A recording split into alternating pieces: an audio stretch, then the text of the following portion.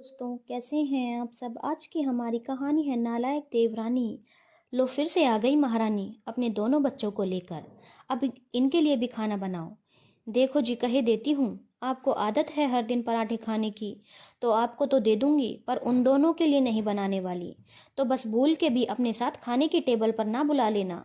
कीर्ति अपने पति अमित से बोली। मंजू के पति का देहांत हो गया था।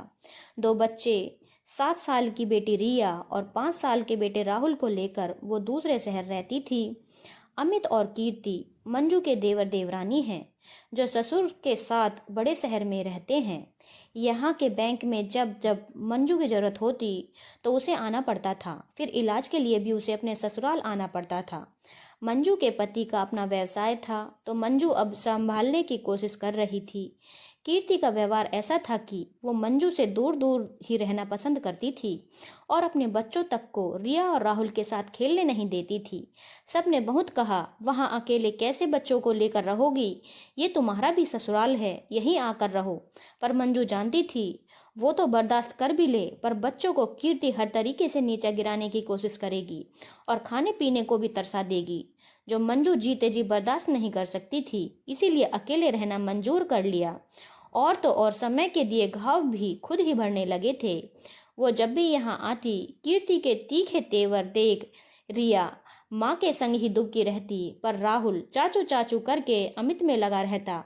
खाना भी चाचू के साथ ही खाने के लिए मचल जाता। ऐसे में कीर्ति ने एक दिन कह दिया, बाप तो छोड़कर चले गए, भगवान जाने अपने घर में क्या खाते होंगे, पर यहाँ जनाब को पराठे खाने हैं, इसीलिए चाचू के साथ खाने बैठ जाता है। छोटे बच्चे को कहाँ समझ चाची क्या बोल रही है, पर ये बात रिया ने सुन ली और वो अपनी माँ से जाकर बोली, माँ अब हम यहाँ नहीं आएंगे, चाची बहुत बुरी है, चाचू के साथ खाने क्या बैठ गया, वो कैसे बोलने लगी, तुम सुनती तो गुस्सा आ जाता। मंजू मजबूर थी और कोई ठिकाना जो नहीं था, और कागजी कार्रवाई के लिए आना भी जरूरी था, क्योंकि अमित ही संग जाकर सब काम करवाता था। कई साल इस तरह गुजर गए। मंजू अब कम आती थी, पर जब भी आती कीर्ति के व्यंग बाण से आहत होकर रह जाती। रिया के साथ अब राहुल भी कीर्ति से दूर दूर ही रहने लगा था। कुछ समय बाद मंजू के माता पिता भी इसी शहर में आकर बस गए। अब मंजू जब भी इस शहर आती, मायके ही रुकती थी। कीर्ति से मिलना कम हुआ तो दूरियां बढ़ने लगी। समय पंख लगाकर उड़े जा रहा था। चूंकि मंजू के ससुराल वाले सारे रिश्तेदार यहाँ थे, तो कीर्ति से कभी कभी मिलना हो जाता था, पर उसके अंदर की कैकई ज्यों की त्यों विद्यमान थी। वक्त हो चला था रिया की शादी का। शादी के लिए मंजू को कीर्ति के पास ही आना पड़ा। ससुराल यहीं था तो जाए कहाँ। रिया ब्याह कर अपने ससुराल चली गई। अब कीर्ति से मिलना ना के बराबर ही हो गया था। बहुत समय बाद रिया कीर्ति की बेटी की शादी में आई थी। ना चाहते हुए भी उसने कीर्ति की बहुत मदद की और छोटी बहन नेहा की भी। नेहा भी ब्याह कर अपने ससुराल चली गई। एक दिन बाद रिया विदा होकर जाने लगी, तभी कीर्ति आकर रिया के गले मिली और बोली, आती रहा कर रिया, कितना अच्छा लगता है मिलकर। देख अब दीदी को भी बोल रही हूँ यहीं आकर रहें। सुनकर रिया दंग रह गई। हाँ चाची, आती रहूंगी। बड़े बेमन से उसने ये बात कही। अपने घर आकर रिया अपनी माँ को फोन कर कीर्ति की बातें बताने लगी। चाची कह रही थी, आती रहा कर। माँ, चाची ने कहा, तुम सोच सकती हो।